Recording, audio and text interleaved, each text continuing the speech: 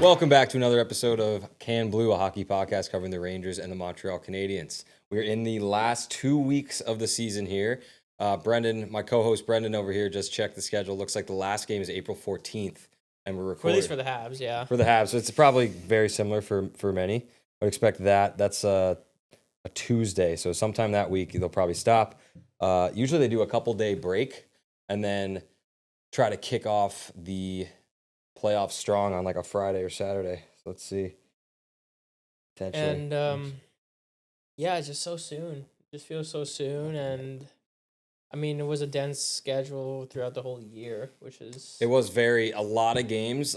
So it'll be interesting to just like think about next year when there's not as many back-to-backs, how that affects certain teams. I think we might have touched on it earlier in the season, but it definitely helped the younger teams with the younger legs early on, just like playing that much. And the veteran older teams, at least I think probably throughout the whole season, it was more of a strain and they weren't used to it. So I'd expect next year, because we don't have that 2 or 3 week period off for the Olympics, we'll have more 3 days in between games, which as a fan it sucks. less back-to-backs. Yeah. As a fan it sucks because I love having just like a game almost every night like baseball, but for the players I think the quality of the game might be increased and might shake out differently.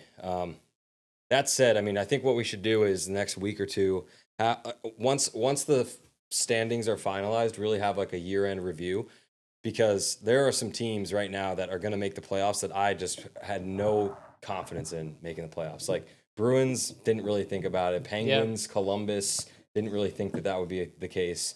And then there's teams that have totally fallen off the face of the earth, like the Panthers and the Leafs and the Devils and the Rangers. So I think it'd be good to just look at. But for now, it's been a week or so, maybe a week and a half since we last spoke and met here. The Rangers are doing a pretty good job of losing games, which is what I'm rooting for. Yeah. What you just said about how the season, it's crazy that the season's just ending. I feel like it can't come quick enough. Like I need them to just keep being the second or third worst team in the league. Right now they're tied for second to worst, and it seems like Chicago might have the tiebreaker for being worse. So they're third, but they just... we have a game today against the Panthers. We play the Devils, play the Habs, play a bunch of other, 10, I think it's about 10 more games. And I'm hoping for maybe 2 more wins. But that said, what I'm seeing still hold true. Like Perreault is proving he's a player. Like you have something there. Lafreniere just eclipsed the 50-point mark, which is something I think he's only ever done once. One other before. time. Yeah. He has over 20 goals, close to 30 assists. So there's a chance, I think he has 51 now with 10 games. There's a chance he could break the 60-point mark.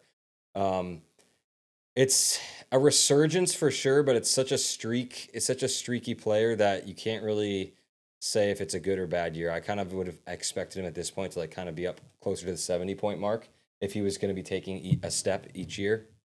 Some other things, just like Ty Cartier, I said though, I know. like he's been scoring. He's been scoring or like making an impact. He total third line or lower player, but one of those guys that like if next year, like I could see them. I don't know what his contract is. They picked him up off waivers from the Sharks, but like it's like your guys' Texier. Yeah.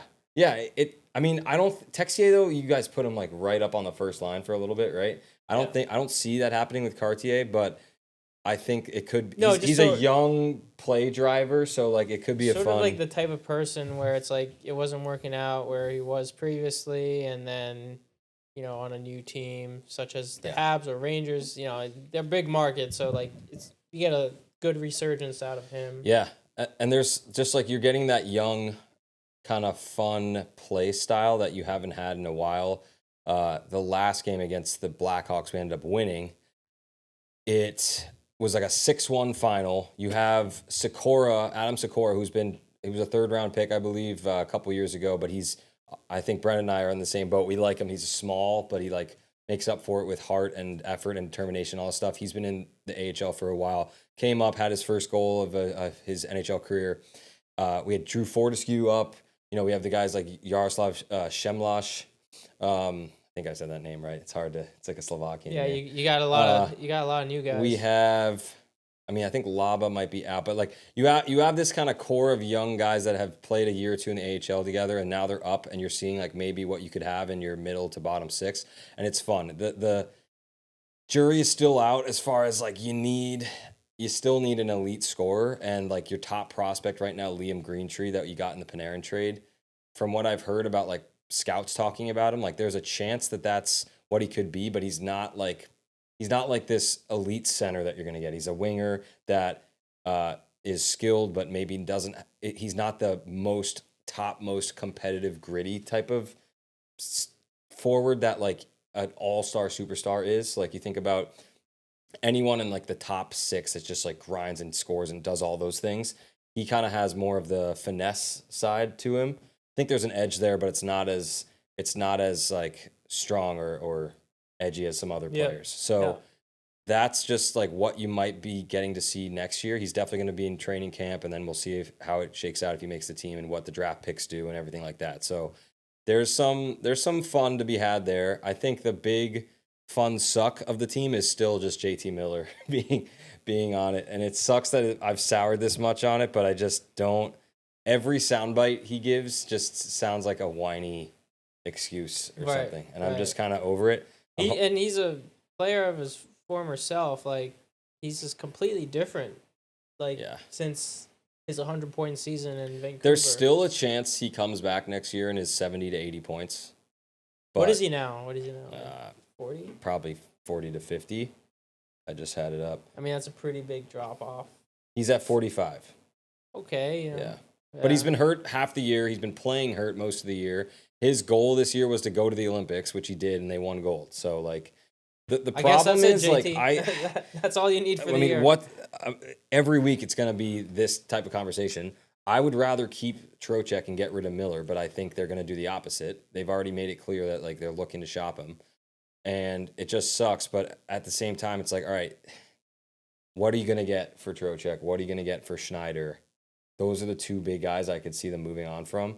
I don't know. I think I mentioned Drew Fortescue coming up. Love that. They signed him to his ELC. They burned a year, so he's basically starting his ELC now. He's only going to get a couple games, but they do that because the player probably wants it to get paid, and they expect him to be in contention to like make the team next year. Writing on the wall for me for that is like, okay, it's a defenseman. He plays a certain type of way. They think they can maybe get something for Schneider back that they need, and they can elevate Fortescue, and that gives you like Gavrikov, Fox, Fortescue, Borgen, Robertson. Vakanainen's probably gone, but then you have like Morrow in AHL. You have a couple other defensemen that it's kind of, I don't know what the outlook for next year is. I'm sure they would like to be more competitive and take a step up, but it's going to depend on who you get in the draft, like I said, and what really shakes out from these trades that you're going to try to make. The problem, I keep coming back to the two top picks. Like I'm hoping we win the lottery for one or two. It's either McKenna or Stenberg, right?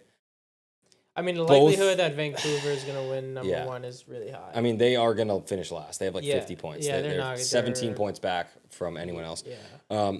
But you never know. Crazier things have happened, and like Rangers will still have a high chance of being one of those top three picks. And top three pick is really good. The big problem is those guys aren't centers.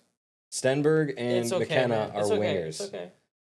Slavkovsky came in at our number one pick, and we were still looking for a center. You have to choose, and then in hindsight that it works because like big power forward wingers are rare.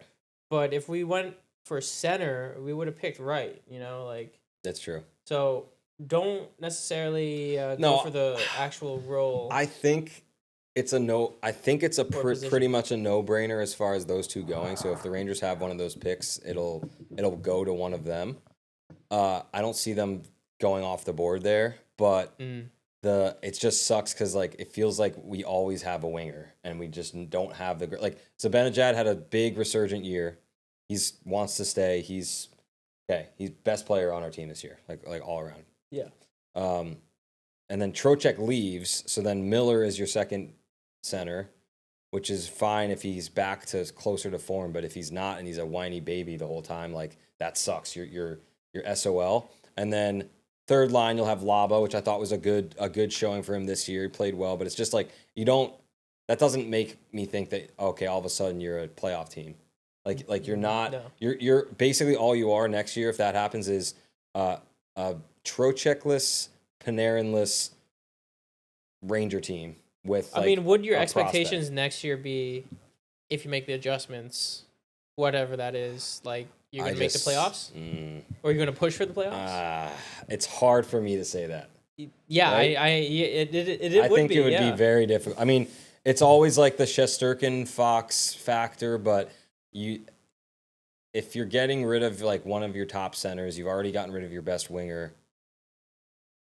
And you're trusting a lot of guys to take a step forward, and like putting a lot of faith in a prospect who's not even on the team yet. So I would expect I can't say that the step up would be not necessarily playoffs, but as you said just now, like progress in your players. So maybe Laugh hits 60 easily next year, 65 plus. Yeah. Other players like Laba, Perot remain healthy. I would say and put up points. I would say if Perot this year is around 30 points, maybe around when he finishes. If he gets to like around 50, takes that jump, right? I think if they used him the way they're using him now the whole year, he would be around 50 because it's just like he was in and out of the lineup, kind of playing third line, wasn't on the power play all that much. Now he's like just stapled on the first line with Lafreniere and Zibanejad, and it's clearly working. So, I mean, I'd love for that to be that line to carry over to next year. It seems like that's something that you could really build on. You have a veteran center who still has legs and like is your best player, who should have a couple years left of like being at that top level. And then you have your couple years in winger and Lafreniere, former first overall pick. And then you have your young, one of your best prospects up there. Like that's a fun, good line to think about. And the way they move the puck, it's all clicking there. It's just like after that, who am I putting Miller with that excites me? Like no one. Well, then that's where you get to explore with new and players. He should be on the third line. Picks. Like drop him to the third. Yeah, I mean that would be a good third line. But with Cooley and Cartier. When we were rebuilding, I was just focusing on the individual performance of players like Suzuki, Caulfield. All right, Slav got injured in his first year in the league. Let's see next year if he stays healthy. You got to focus on the individual progress for you to enjoy it, because then you just focus on that rather than, the team losing or missing the playoffs. It just sucks because, like, all right, I'll focus on that, and then we'll finally be ready to make the step to the playoffs, and Shesterkin will be 37, and you're like, damn. We really wasted this guy's then prime. That's also a good priority in potentially in the drafts. Like, all right, how long is the timeline? Let's get a backup in, because Quick is not going to be your backup forever. No, and they've actually done that with Dylan Garand. They called him up.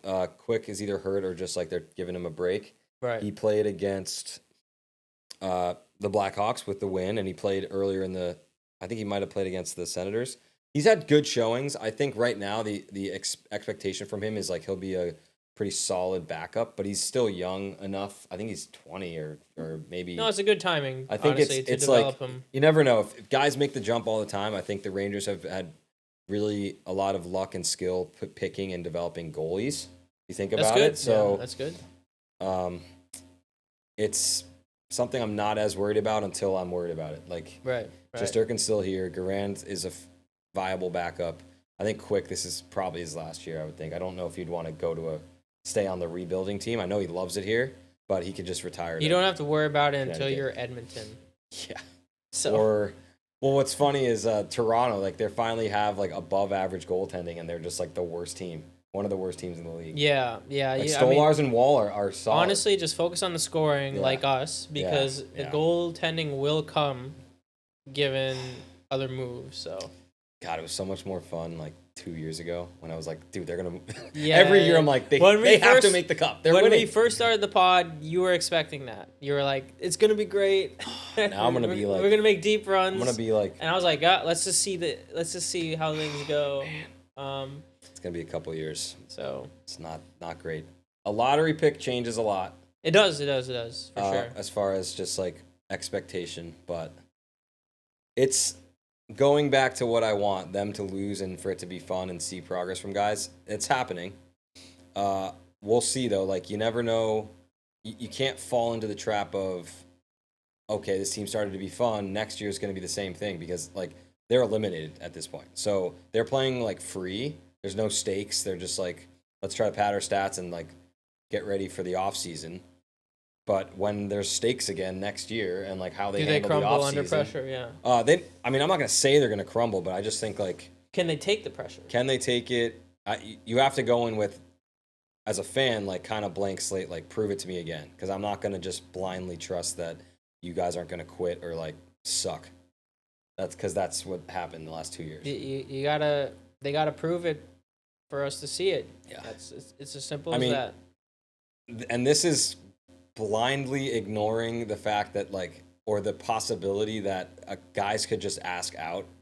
Like Miller could be like, I think that's so stupid. I'm gone.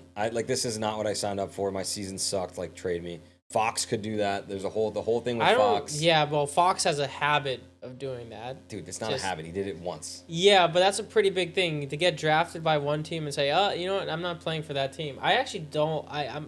This may be a hot take, but like, I don't like. You should belong to the team that you're drafted to. You can't just say, I don't want to go there. Listen. The thing is, it's like it's not like he could have done that, and then other teams could have been like, guy's not that good, not taking a chance on him. Nope, you're done. And instead, the teams trusted his skill, and so you're saying because they have a right to do it because they're highly skilled. I'm saying like it's a bet on yourself. Like obviously that's a big step to take, and it's a team will like hate you for that, and it'll probably burn a bridge or two with people in the organization for sure. But if you're taking the risk on yourself and on your skill, it's within your right to do it. Like not every player could do it. Maybe it's the old school view that's coming. No, it is. No, I agree with like, all right, you just be thankful, be grateful that you got drafted. You get to play somewhere. But he got drafted by Calgary. He's like, I don't want to go there. I'm from Long Island.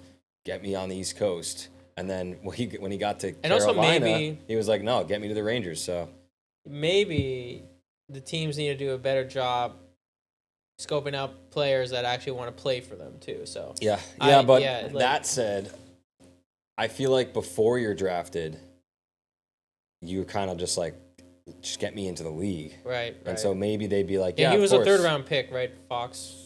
I actually forget. Second, maybe. Second or third. First or second. But certainly, I don't know, for Cutter Gauthier, who was a first round pick, I don't know. How has his career been so far? Dude, he has like almost 40 goals. So, again.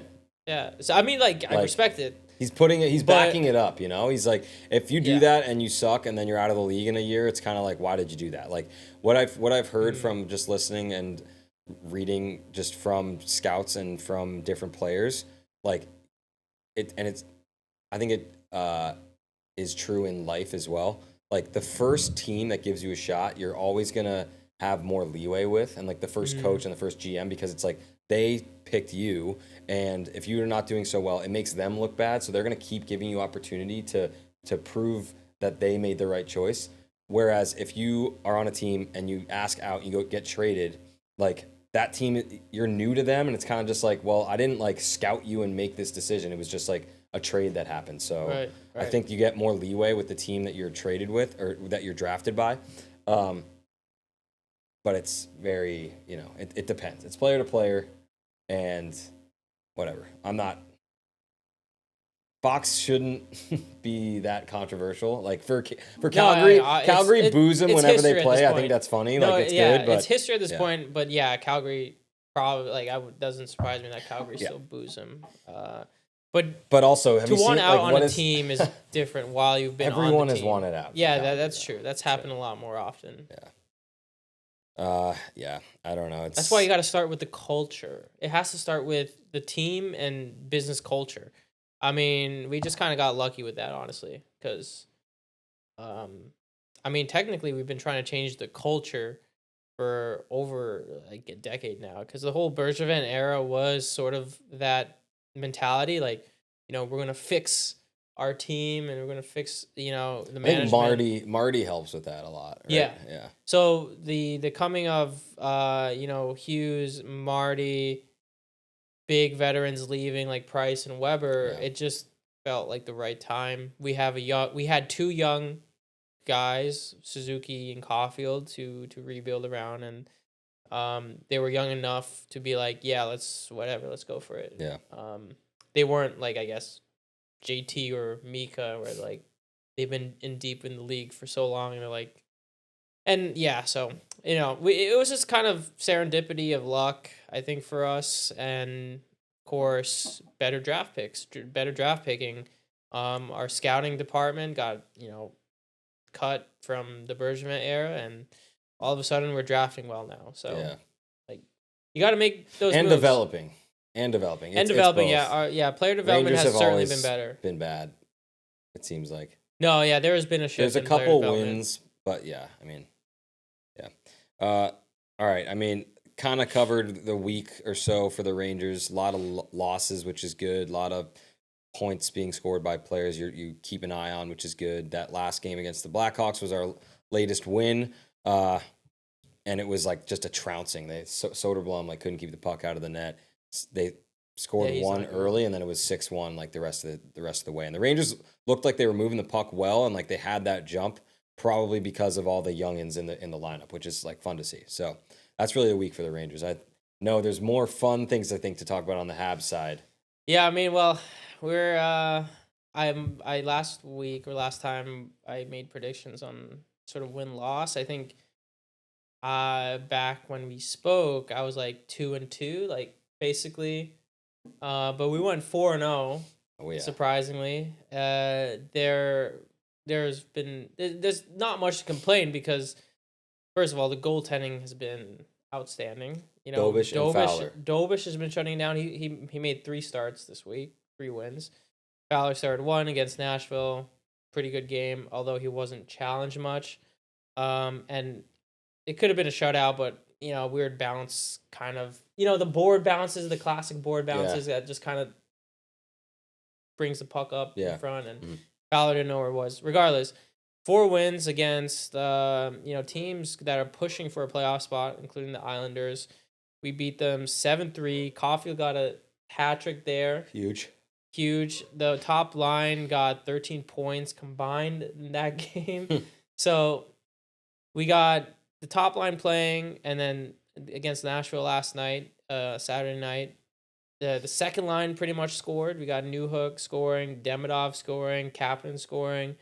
And against Columbus, a 2-1 victory back home, which was also a close game. We got pretty much just Struble, who scored his first goal since 2024. Oh my God. Or 2020. What? Yeah. Since like last year. And then Bolduc finally getting a goal that doesn't get called back. So 2-1. Close game, playoff style hockey. Carolina was also just a huge win, another comeback win. We had pretty much 2 comeback wins this week. Carolina played Anderson, Frederick Anderson, and I think they figured it out eventually after going down 2-0 that you just have to shoot it on net to get through to him. Dude, Anderson has when you beat him once, his whole game kind of just like goes. Yeah. But sometimes he does shut it down. Shots on net. You mentioned that. I forgot to mention the Mika had his 1000th game. Oh yeah. Against the Ottawa Senators, which is nice. That's the team that drafted him. It's the team we traded for him. Yeah. And the Rangers totally crapped the bed. Like at the end of the game, they had 9 total shots. Which is a record, and then they bumped it up the next day to 10. It was like 1950 or something. Oh my God, dude! Imagine your best player. It's his 1000th game. He's like the 400th person ever to do that out of all NHLers. Yeah. It was like 422 or something. Not a lot of players get to do that. Like you'd think you'd want to come out and just like be totally amped for it. 9 shots on goal, and then and 2-1 loss, and then the next game playing against the Leafs. You have 45 shots on goal and you lose 4-3. Yeah, it's just like, well, that's perfect. That's what I want. I want shots and fun goals, but losing. But the fact that you just like didn't show up for Mika for that game. And I think you were saying before, like Miller totally broke Shabbat's arm or something. Yeah, and that, like and he's out 8 frustration weeks. again with the poor sportsmanship and BS. So, yeah, just thinking about that. Well, our game against Carolina was kind of looking like that because during the first period, Carolina dominated us in shots, and Dobis shut the door. That's their system. He saved the game They just for us. cycle and shoot from everywhere. Like, not always high danger. They're just like shot on, shot on, shot on. It'll get through. And just our defense was just like so caught out and just not coordinated. It was probably one of the worst first periods ever. I probably said that twice this year, but definitely this one, even Uri said like, yeah, that was probably one of our worst first period. But Adobish, like, just this is what we need in a goalie, you know, like to keep us in, and he did exactly that. Even though he was being outworked in general, because we got like 1 or 3 shots in the first, he just like kept us in. And then we score 5 unanswered, including an empty net. So is the Monty era done? Yeah, he's just for sure. He's still in practice, like he's still participating. Like he's a cool sport for that, you know, just helping out, and still dressing up to practice, but I don't see him making a start anytime soon. Yeah. I mean, he has 8 losses in 10 wins around, and Dobish has 8 losses, some similar losses in regulation, and like over 20 wins. Yeah. So I don't. Seems like the net will not be given back. Yeah, Dobish has a net for sure. And he's proved it this week, starting 3 times and doing really well in all those 3 starts. But other than Caulfield being on the heater, I don't know if you guys, other Habs fans, have noticed, but like Demidov has been going crazy in terms of puck possession. He's on the body, taking pucks. Very like I could see his improvement and confidence just working for him, especially this week, just because he, other than Hudson, of course, I always see him fighting for the puck really well, and his puck possession skills have been amazing, and it's paying off now because not only has he been getting assists, but he's shooting a little bit more. He got 2 goals this week, one against Carolina, and a nice snipe against Nashville. And you could just really see his confidence really skyrocket. Now he has 56 points. I'm not sure if he is first for rookies, or at least tied for first with one of those Schaefer or. I do think Schaefer has it in the bag. Yeah. I just want to see Demidov getting more. This is him with like 12 minutes average ice time per game. That's true. So keep that in mind. I mean, and this is his rookie year, so the sky's the limit with this guy. I mean, we just need to give him either center or a new winger that will. I mean, that second line is doing solid, but it could be obviously better. And a center or winger to really top it off for that line would just, I think it'll skyrocket our team offensively even more so than it is now. So, interesting times. I mean, you think Caulfield gets 50? So we got 10 games left. He has 45. I think he gets it. Yeah. He's just scoring like more or less than Kreider every game. More than 52? Not this maybe year. less. Maybe less than the than Kreider. Did he get the? He got 52. Did he get the Richard trophy? I don't think so. Because is that the year that Austin got like 60? I think so. Okay, that sucks. But no, didn't Austin get like 69? Oh yeah, he got like almost 70 goals. That's pretty crazy too. Oh, God. And then he's just, I don't even know. The Toronto team is just terrible. Good. But McKinnon has 48, so he's leading. Is it always like the raw like amount of goals that like by default wins the Rocket? Yeah. Okay. Yeah, top. But if they were tied, for example, would they be They might share it. Would they they share it? They might share it. Oh. That's weird. I could see that happening, right? It'd be cool if they're like, whoever scores like out of those 50 goals if they tie, right? Mm-hmm. It's like which one. I don't know. That's a good point. I do think it's scoring finesse. I don't know. I think they would just share it. It doesn't happen that frequently. Hudson got 70 points, and he's the I think 3rd defenseman in Habs history to do that. There we go. And he's the I know he's the third Habs or third defenseman who with 60 consecutive 60 points in 2 consecutive years to do that, and the others were like Bobby Orr and Coffee. So pretty good. Suzuki's almost at 90 points. He's saying 88. they might hit 100. Yeah, he's 12 points away. Yeah. So Suze might hit 100, Caulfield 50, Hudson maybe 80, but I doubt it at this point. I mean, that would be sick. That if Hudson gets 10 assists or 8 he's or 9 10 away. assists, He's at 71. 9 assists in the last 10 games, like that's sick. We're and he is actually in contention for the Hart Trophy. Because you have to admit, like without Hudson, I don't think he's like most valuable player. Yeah, I don't think so. No, but like on a given team without I know, him, but I don't. He's like, not going to be a suck. finalist. I don't think he's going to be a finalist. Kucherov. Okay, but he's number 4, which is pretty good. I don't think so. Which is pretty good. Yeah. Celebrini could. Look it up. He is in the contention for a Hart Trophy. I'm just looking at points only, right? I know it's not everything. It's not points only.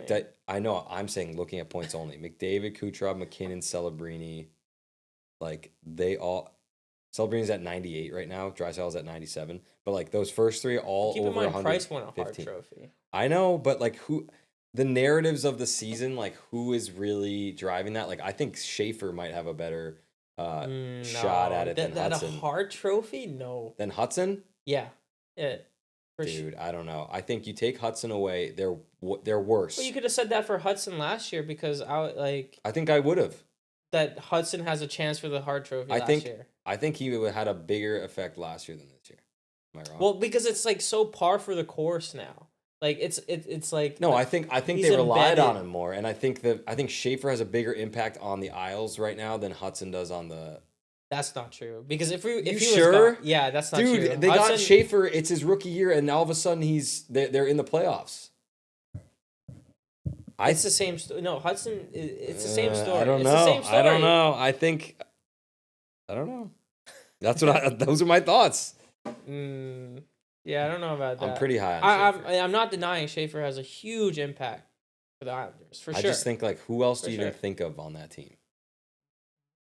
Bo Horvat. Barzal. Yeah, I know, but it's just like, Tony that doesn't DeAngelo. do it. Yeah, no, he's out. Tony DeAngelo. No. See, like, at least the Canadian... Sorokin. Sorokin. That's fair. That's your only fair one. The other ones are like... Sorokin is a Vezina contender. Yes, but how much of that is because Schaefer's on the team now?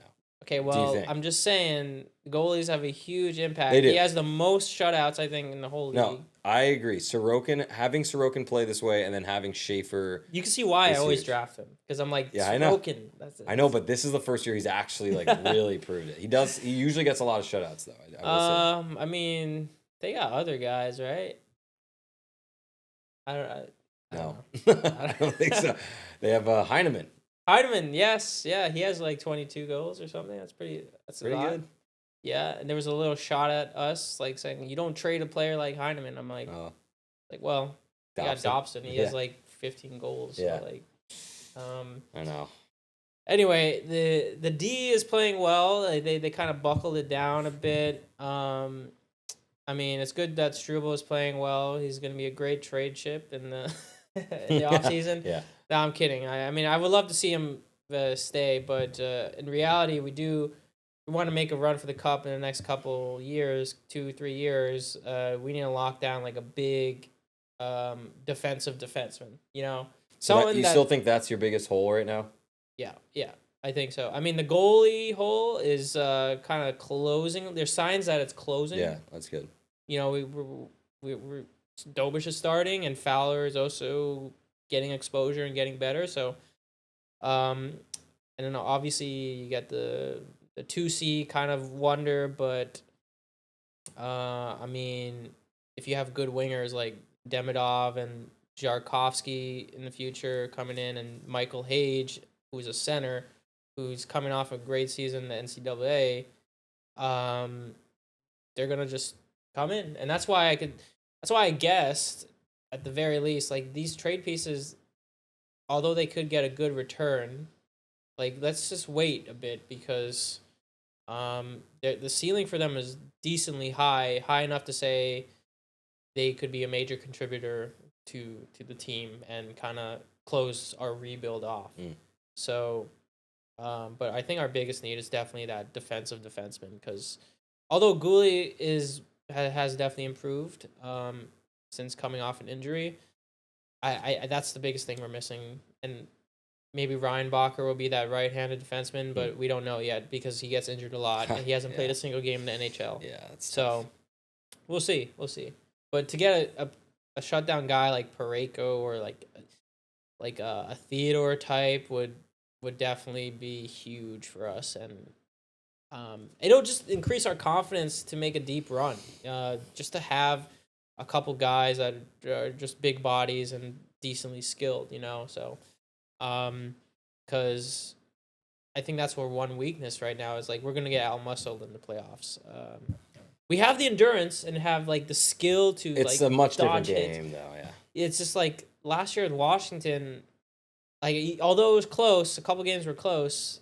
We were just out hit, out like after that Carrier hit, that huge hit from Tom Wilson, the momentum swung like crazy in their favor. So Well, I don't know. Maybe Florian, maybe the Jack guys will help, but Jack guy hasn't even seen the ice in like 3 weeks. So maybe we trade him in the offseason. Not sure where to go, but we're on a good winning streak. The second 4-game winning streak since October. So when you think about it, we've had like games where we win 2, lose 1, win 2, lose 1, or win 3. This is our only second winning streak where we get 4 wins in a row. So keep it going. Yeah, we gotta keep it going. Carolina is a big, even potential playoff matchup in the first round. Please just steamroll the Rangers on Thursday. That'd be nice. I hope. I that would be sweet. But like, I guess for some reason we just lay an egg at the Garden. This is the last thought maybe for today. You guys have, I think you're 72 games played. You have 10 games left. Yep. You have a game in hand on I think everyone in your division. So even if you have how many points? 92. We got 92. Okay. We surpassed last year's. So you've surpassed last year's. That's a good indicator. Boston is the closest. The other two, Senators and Red Wings, have kind of started to trail off a bit. I mean, 10 games. If you win half of them the rest of the way, that's 102 points. That should pretty securely get you into the playoffs. It'd be crazy it'd be crazy if you got more than 100 points and missed the playoffs. I don't know if that's ever or if that's possible. So I think the goal is though, like, you want the momentum. Obviously, you don't want to win 5. We and want the lose momentum, 5. but do we want to try to push for first? Can you make it? I mean, if Buffalo keeps winning, probably not. But we could surpass Tampa and get home ice advantage. That would be huge. Probably. That would be huge. That's a possibility. But it's looking like, I don't know what the percentage is, but we're probably going to play Tampa by the looks of it. All right, so Buffalo's 98. That's 6 points ahead of you, but they have 2 games on you. Tampa has the same amount of games played as you. So, and they have 95? And they have 96, so they're 4 ahead. So it's going to be tough to chase down Tampa unless they lose a couple. We play them twice, though. Oh, okay. Well, then that would be the... Yeah. Those are huge. Those are huge. Those are playoff-style games then. It's looking like we're going to play Tampa. There's a Tampa game coming up this week after Carolina. That's going to be insane. Please, tune into that one because that's going to be pretty much the playoff. Yeah. Like pregame. It's such a fun time of year. So, or we fall into we do poorly for the last 10 games and we fall into wild card 1 or 2. And that it's possible. If we fall into wild card 1, we play Buffalo. Buffalo or Carolina, basically. Yeah.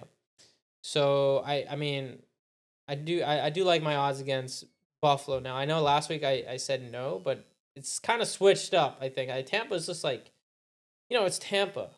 Yeah.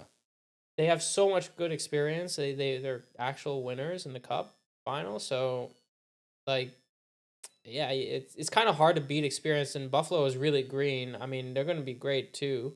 but you could take advantage of that greenness more than Tampa's experience, I think. So definitely. We'll see how it goes. Will be fun. All right, we'll be back next week some point, and we'll see if anyone's clinched. Yeah. Cool. Thanks, guys. All right.